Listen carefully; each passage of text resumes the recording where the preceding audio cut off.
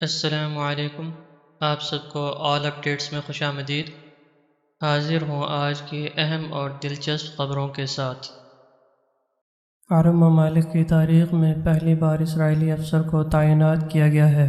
یہ تعیناتی بحرین میں کی گئی ہے۔ بحرین نے اسرائیلی بحریہ کے اعلیٰ افسر کی تعیناتی کی تصدیق کرتے ہوئے کہا کہ یہ تعیناتی خطے میں جہازوں کی آزادانہ نقل و حرکت کو یقینی بنانے کے لیے کی گئی ہے۔ بحرین کی وزارت خارجہ کی جانب سے جاری بیان میں کہا گیا ہے کہ اسرائیلی افسر کی تعیناتی خطے میں محفوظ اور آزادانہ جہاز رانی کے لیے 34 سے زائد ممالک کے اتحاد کے ایجنڈے کے تحت کی گئی ہے۔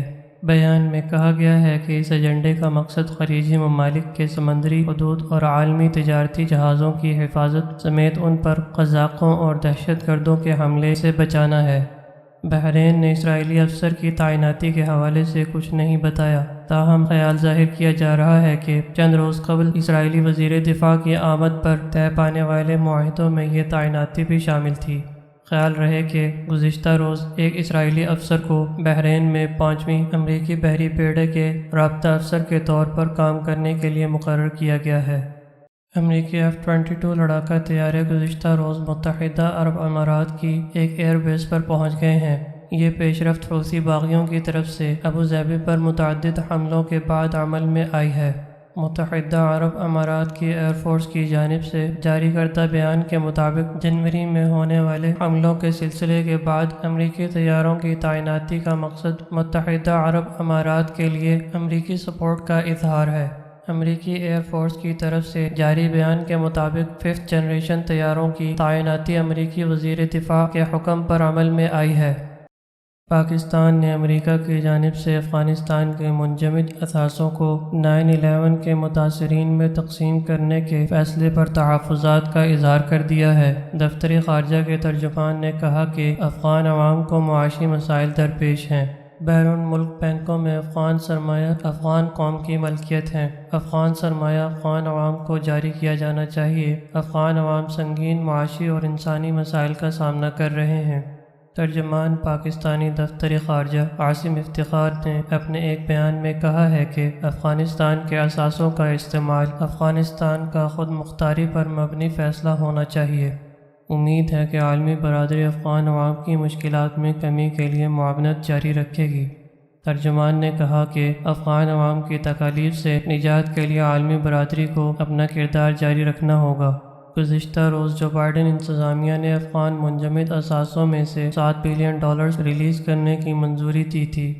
امریکہ $7 بلین میں سے $3.5 بلین افغانستان میں انسانی امداد جبکہ $3.5 بلین 9/11 حملے کے متاثرین میں تقسیم کرے گا، جس پر طالبان حکومت نے رد عمل دیتے ہوئے اسے امریکی چوری قرار دیا تھا۔ دوسری جانب اقوام متحدہ کی رپورٹ کے مطابق افغانستان میں نصف سے زیادہ آبادی کو بھوک کا سامنا ہے۔ 5 سال سے کم عمر 1 ملین بچے بھوک سے موت کے خطرے سے دوچار ہیں۔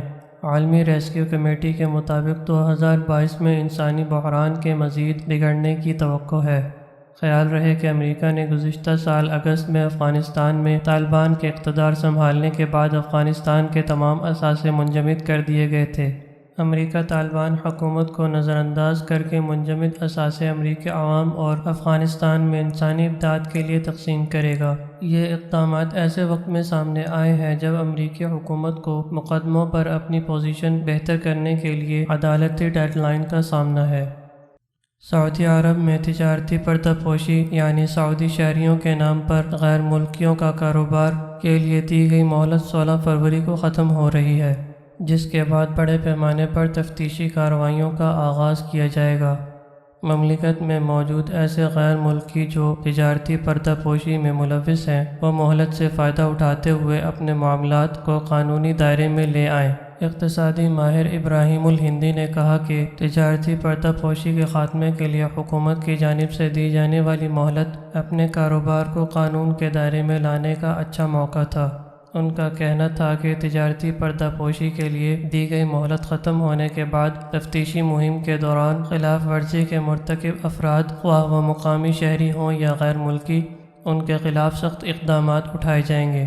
یاد رہے کہ تجارتی پردہ پوشی میں ملوث افراد پر 50 لاکھ ریال جرمانہ اور قید کی سزا مقرر ہے۔ انہوں نے کہا کہ تفتیشی ٹیم تشکیل دے دی گئی ہیں جو معاملات کی چھان بین کرنے کے بعد اپنی سفارشات متعلقہ اعلیٰ ادارے کو ارسال کریں گی، جن کی روشنی میں فوری فیصلے کیے جائیں گے۔